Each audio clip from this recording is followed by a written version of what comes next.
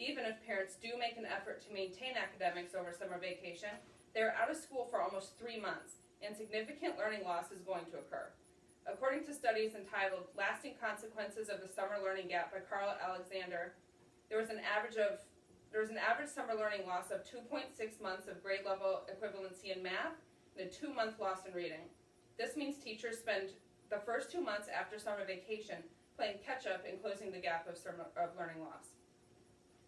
The traditional school calendar worked at a time when agrarian necessity outweighed academic needs, but time is crying out for a modified system, a system that proves more beneficial for our young learners. The balanced year-round calendar shows less summer learning loss, less absence for both teachers and students, more educational opportunities, and more stability for our at-risk students. Parents have the hardship of what to do with their children during summer days. The Bureau of Labor Statistics shows that in 2013, the share of married couple families with children where both parents work was 59%, the highest it's ever been. This doesn't include single-parent families working to provide for their children. Many parents don't have the option of staying home with their children during the work week, and alternate arrangements for childcare need to be made. It's hard enough to sustain the American dream with a mortgage and car payment, let alone having to budget in more than 60 consecutive weekdays of childcare. Summer camps are a great alternative for standard childcare over the summer, but with multiple children or extended stays, the cost can become problematic.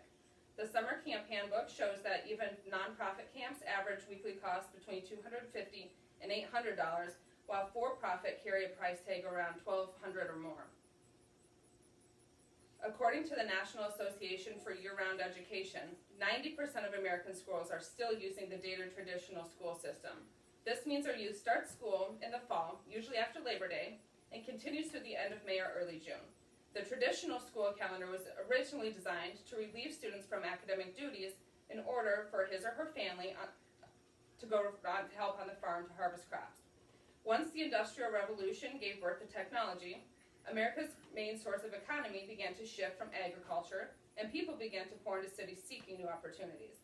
At a time where children farmed alongside their parents, the agrarian schedule made sense.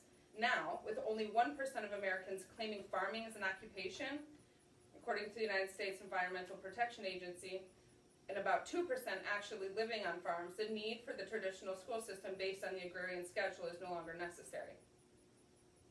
When parents are introduced to the idea of shifting to the traditional calendar in favor of the year-round calendar, it's usually met with disgruntled resistance. One common argument in favor of keeping the current traditional calendar is for nostalgic reasons. Parents want their children to have their own sense of summer vacation because they have fond memories to look back on. The summer of '69 may have been so great that its legend lives encapsulated in song, but at the end of the day, do 3 months of summer fun really trump 2 months of learning loss? The year-round calendar shows the average learning loss differs dramatically to the traditional calendar.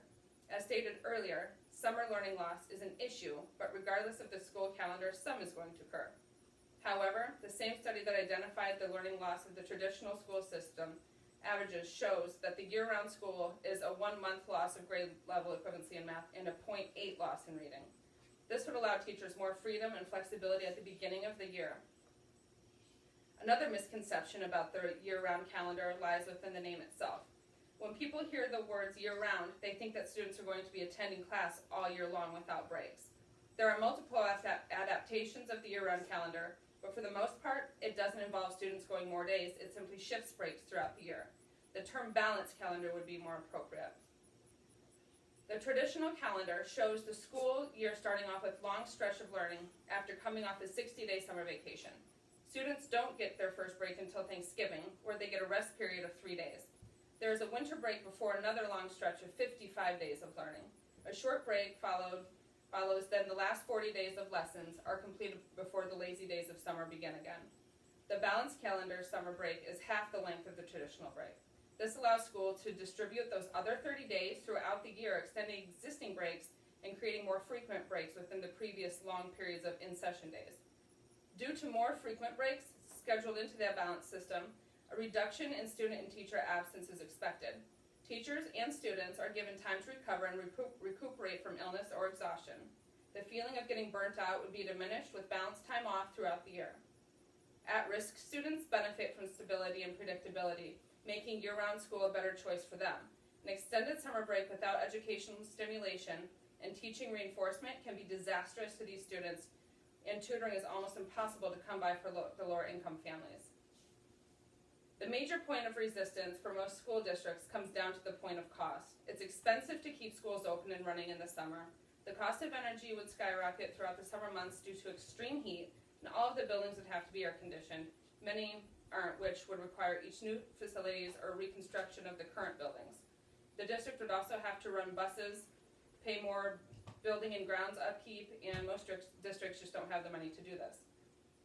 It's sad, though, that cost and stubbornness is preventing our children from getting the most out of their time spent in school. Hopefully, as studies continue to show the benefit of year-round calendars, school districts will start making the change a priority. Thank you.